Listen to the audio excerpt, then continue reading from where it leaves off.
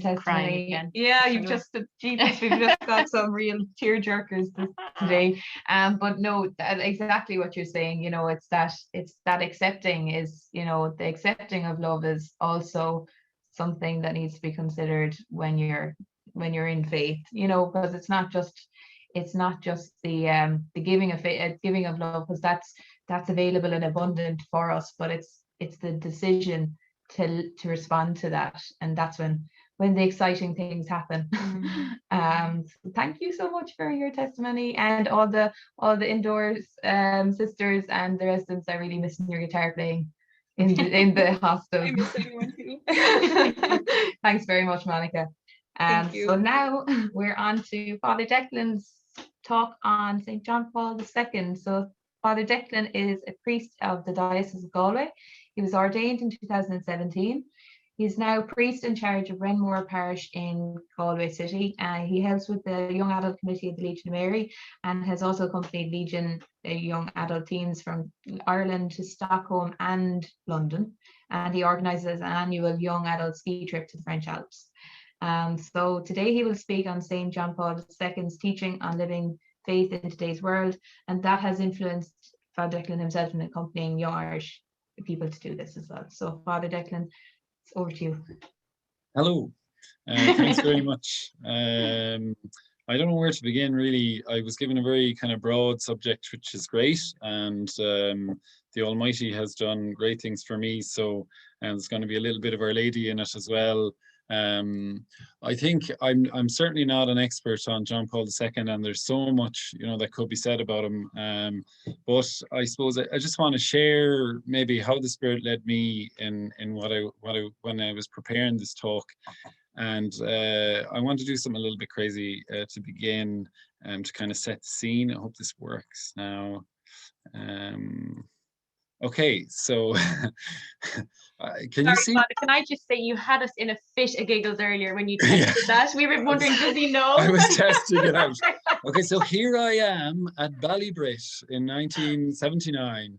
It's September the 29th. So I'm going to try this even, because there's a guy with his head there.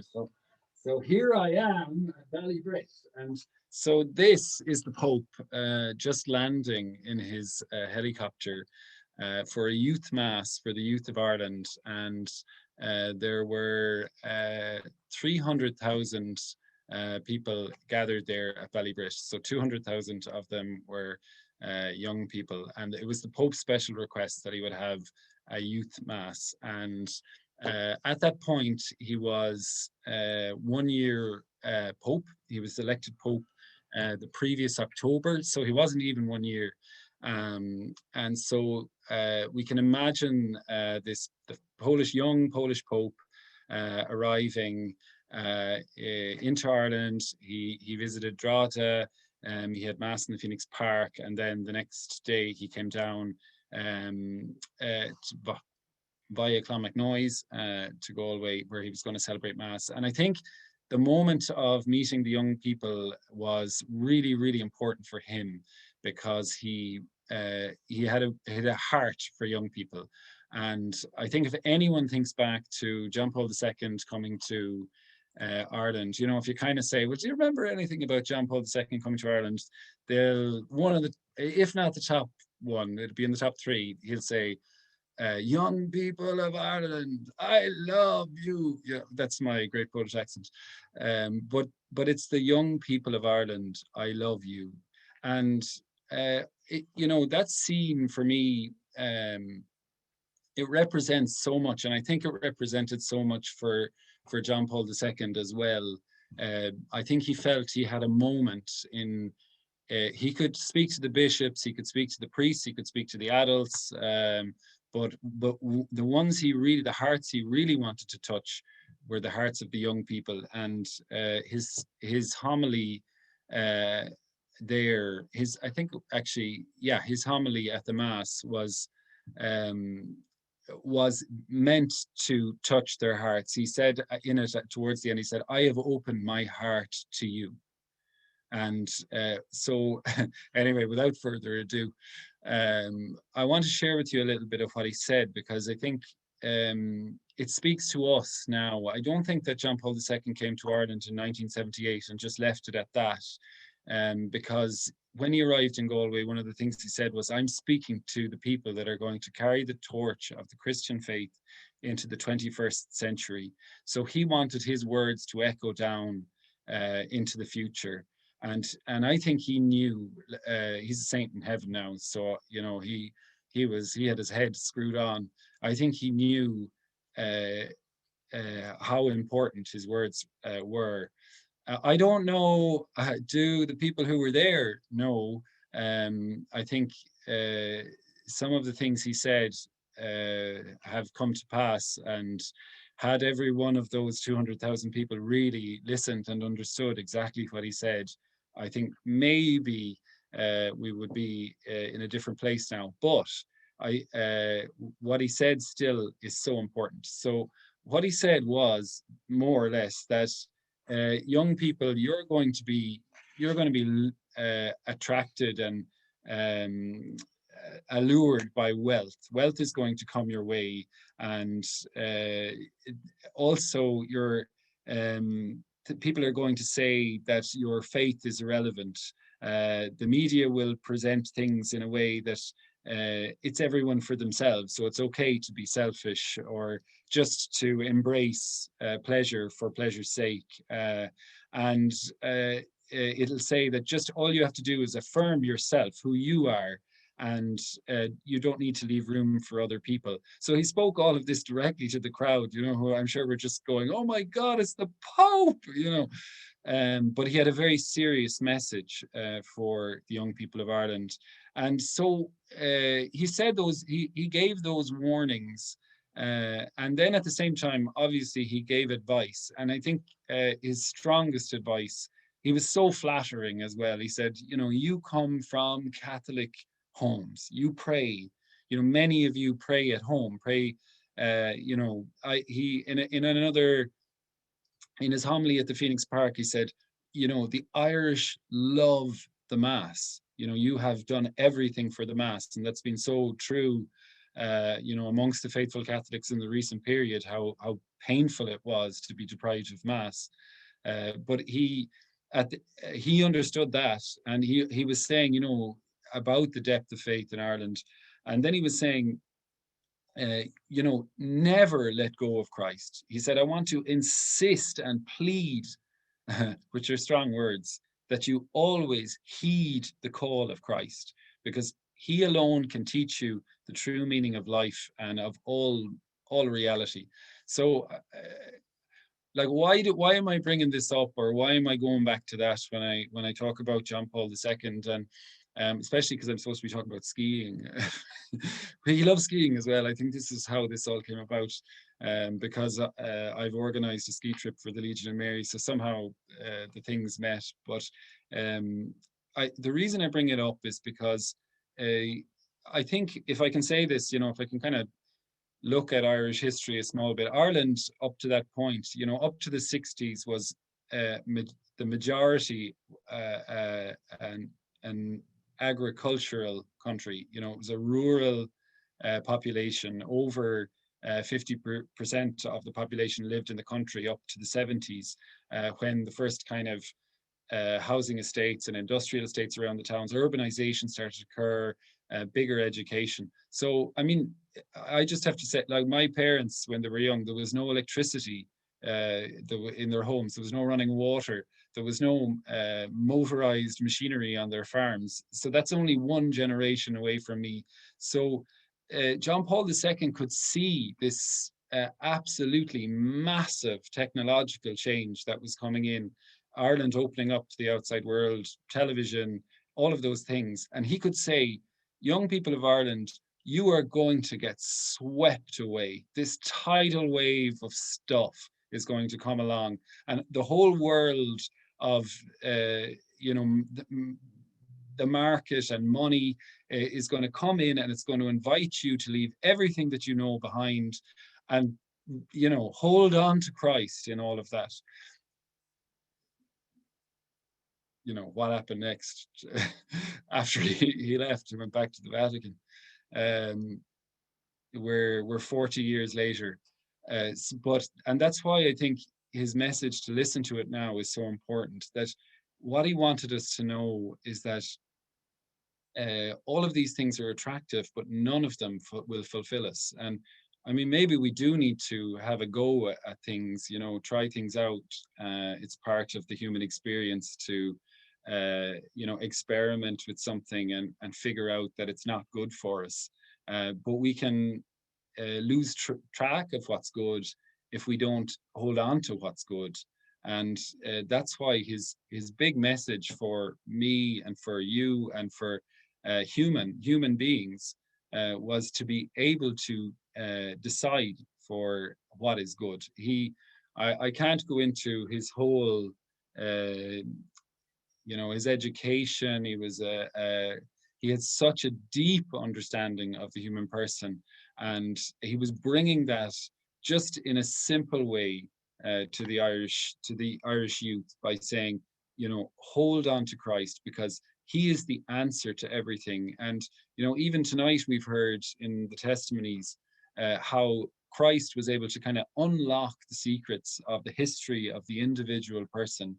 And that's really how John Paul came around things. He said, it's not just, the church is telling you, this is a standard you have to live up to, and, try your best to get there. It's not. It's that Christ will come into your life. He'll teach you the meaning of the things of your life, and help you to see what's good, and help you to discern then what you meet, so that you're always on a journey to get higher and higher in holiness and goodness, and become more Christ-like, more human. And I have to keep an eye on the time, but so that's where he came from. That he deeply understood the human person, and it was a bit of a sea change, I think. For the Ireland that stood before, in a sense, if I can say this, for the Ireland that stood before the Pope in 1978, it was an Ireland that was probably had a weak understanding of how to discern, how to choose, how to hold on to faith in the face of really different competing forces.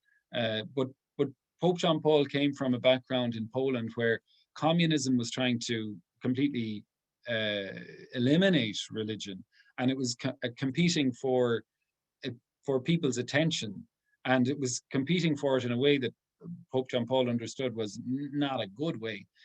So it wasn't going to lead humans to complete fulfillment and happiness. And not to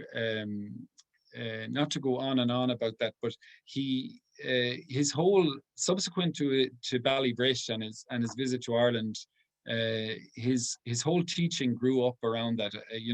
People are familiar with it as this idea, the theology of the body, and there's so much to it. But I suppose the bit that I wanted to draw out was just that when he arrived in Ireland, it was at a really simple stage, and it was to say, keep Christ with you. Don't let go of Christ. Even in the daily life, that was the beautiful the song that Pio sang, saying, just for today, allow Christ, in, that the darkness won't last. And if we can hold on, Christ will help us to make those decisions. He'll help us to understand. And it echoes Romans, it's scriptural, that we have to renew our minds, that not to model ourselves on the behavior of the world around us, but let our behavior be changed. And that's how we know what God's will is, and what God wants, and what's the right thing to do. So even if we're surrounded by, and we are in society today, a complete mess of ideas and competing ideas for us, and forces that are competing for our attention, the important thing is to keep focused on Christ. And from that, we can develop good relationships. And there's a whole other teaching about John Paul II, and to do with relationships, and about giving oneself and loving, how we discover deep satisfaction in freely giving ourselves, freely loving the other. And that's kind of what brings us to talking about skiing, because John Paul loved to take young people away for kayaking trips in the summer and for skiing trips in the winter. And part of what he was doing was he was trying to create an atmosphere whereby life itself could be discussed. You know, we all know that, you know, when we go away, maybe we're outside of our own routines, and we're more open to saying, you know, well, what is the way I'm living? Is there a change I can make? But he wanted these kind of trips to be really have deep discussion and sharing and about relationship, and to bring the Christian life, not just leave it in the church or leave it in our home or leave it in our prayer moments, but to bring the Christian life, bring Christ into each moment, each life decision, to model our thinking on Christ, as Romans says, you know, that and that would change our behavior. We'd be, you know, even be like have the habit of thinking and making decisions according to the mind of God, the will of God. And so we kind of lived out our Christianity, and that helped us when we face new situations. And I suppose in those kind of groups and camps, you would face new situations. Now, I am no John Paul II. Like, I didn't even, you know, before this talk, I didn't really appreciate the depth of what he was doing in the ski trips or the camping trips. You know, it was to a really extraordinary level that he was trying to put across to people. You know, it wasn't just a kind of this is great fun and we have mass as well, or, you know, we've a little bit of prayer, but it was really trying to integrate the Christian life, you know, model yourself on Christ and bring Christ into your daily life, you know, and that can be an extraordinary adventure, and that can be so satisfying. But in my effort to kind of create a kind of a Christian environment, I have run a ski trip to France, and I think one of the things that have struck me about running a ski trip is that it's definitely perceived as, you know, a fairly elite thing to do. That, you know, skiing is something that only the rich can afford. You know, it's not something that people I'd say a huge number of people are brought up doing. But in fact, the way it's organized is, I have seen God's work in it, because we stay in a presbytery, so it's an apartment belonging to a church out there, so there's no rent for that. The ski equipment is through a friend who he's in his faith, so we get a cheaper price. There's a very good devout Catholic family who live in the area. The father works on the ski resort, so and we eat together. We share the day together. There's a program, and I have found that this thing that could be perceived as, you know, elite and like self-oriented, that when we live it in a Christian way, we get the beauty of the snow and the sunlight and the views of the Alps, but then we also get this great friendship, and we get this. I'm a bit of a, you know, I try to, you know, pastor. You know, I'm a bit of a pastor is the right word. You know, guide the week in, so that people have responsibility, that we cook for ourselves, that we have to clean, that we, you know, people have to go get the bread for the morning, for the breakfast, or for the lunch, for the picnic lunch, and in this way we build up a sense of Christian community, and that service is involved in it as well. And I think this kind of thing shows us that, you know, the way of the world, that we can make discernments in this. I notice in people that come on the trip that they have to let go something of themselves in order to be able to live in that way. But in the letting go, they discover something deeper. They discover something that frees them. That the fear, maybe that those things that self-oriented way of the world, you know, I need to make myself happy, can be very empty, and that when we live in this way, that we can actually live fully, and we have a joy. And I'm hoping Sarah will back me up on that, because she's she's been on the trip. So not that somehow I'm trying to run a ski trip along the lines of John Paul II, but just to say that I have, you know, if I follow what John Paul you know, what the call he's making to us, you know, that it does bear fruit, and it strengthens me as a Christian, and it strengthens those that live in this way as Christians as well. And we have to be courageous. I think that's just to go back to Ballybrit. You know, he was so, I mean, to come back to the young people of Ireland, I love you. I think what it means, if I can be so, you know, audacious to say, what does that sentence mean? I think it means if you try to follow Christ, and if the whole world seems like, you know, it's saying it's a bad idea, if people are abandoning you, if you're, you know, you're losing friends because they don't understand you anymore, you know, if your family feel estranged from you or feel a distance from you, I still love you. And it was a powerful cry, I think, of a father, because he believed with his heart and soul that the way of Christ was true, and that it had brought him so much.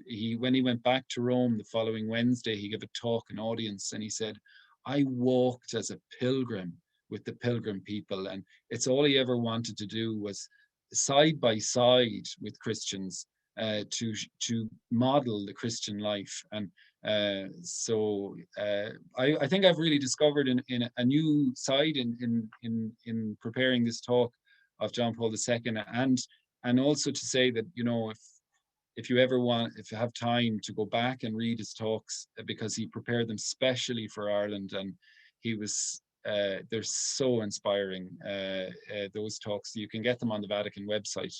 And you know, when a saint and a prophet like John Paul II says something, it's worth, especially about our own country and our own people, I think it's worth listening to. So anyway, thanks for listening to me. Thanks a million, Father Declan. And I know we're a bit short on time, but I'd love to just sit with you for another hour and talk about the ski trip. It's just especially, but no, it is so true. And even just to briefly mention, you know, about that ski trip, is that you really did bring Christ into that, you know, with that intention of us letting go of something, because we had to. I mean, we were living together for, what was it, eight days or something along those lines. So of course, you know, not everyone is the be a same. morning Yes, person. yeah.